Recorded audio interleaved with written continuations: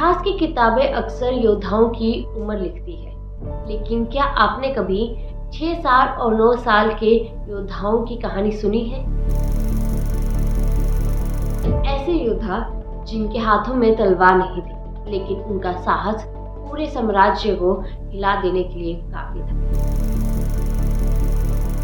आज की ये कहानी है दो योद्धाओं की, एक माँ जैसी दादी की और उस बलिदान की जिसने जुल्म के सामने डर को घुटनों पर ला दिया। ये है शहादत की अमर गाथा। शहीदी दिवस, छोटे साहिबजादों और माता गुजरी जी की अमर गाथा। समय, सत्ता और संघर्ष। 17वीं सदी का भारत, एक ऐसा दौर जहां सत्ता का मतलब था धर्म पर नियंत्रण। मुगल सम्राट औरंगजेब का शासन, धार्मिक असहिष्णुता, जबरन धर्म परिवर्तन और विरोध करने वालों के लिए या तो तलवार या मौत। इसी अंधेरे समय में एक रोशनी उठी, 10वें गुरु, गुरु गोबिंद सिंह जी। उन्होंने खालसा पंथ की स्थापना की, एक ऐसा पंथ जो अन्याय के सामने झुकना नहीं जानता।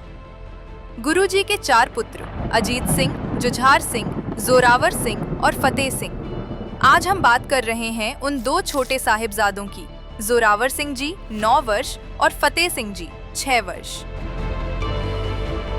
बिछड़ना, जब किस्मत ने परीक्षा ली। साल था 1704 से 1705। मुगल सेनाओं ने आनंदपुर साहिब को घेर लिया।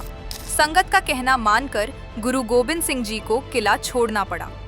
लेकिन इतिहास में सबसे दर्दनाक पल तब आया जब सरसा नदी पार करते समय परिवार बिछड़ गया। छोटे साहिबजादे अपनी दादी माता गुजरी जी के साथ अकेले रह गए।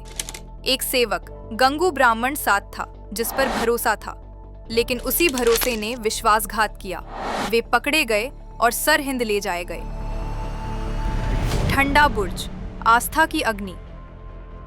22 दिसंबर 1705, कड़ाके की ठंड। ठंडा बुर्ज, जहां इंसान नहीं हिम्मत की परीक्षा होती थी। 3 दिन, भूख, ठंड का माहौल, लेकिन उन योद्धाओं की आंखों में डर नहीं था।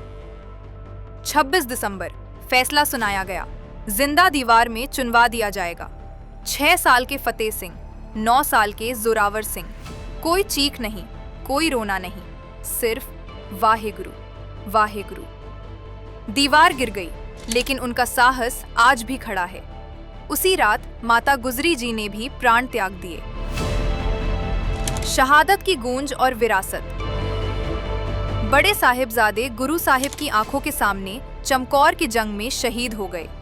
छोटे साहिबजादों के बारे में जब गुरु गोबिंद सिंह जी को ये समाचार मिला, उन्होंने कहा, मेरे 4 पुत्र शहीद हुए, लेकिन लाखों खालसा जीवित हैं।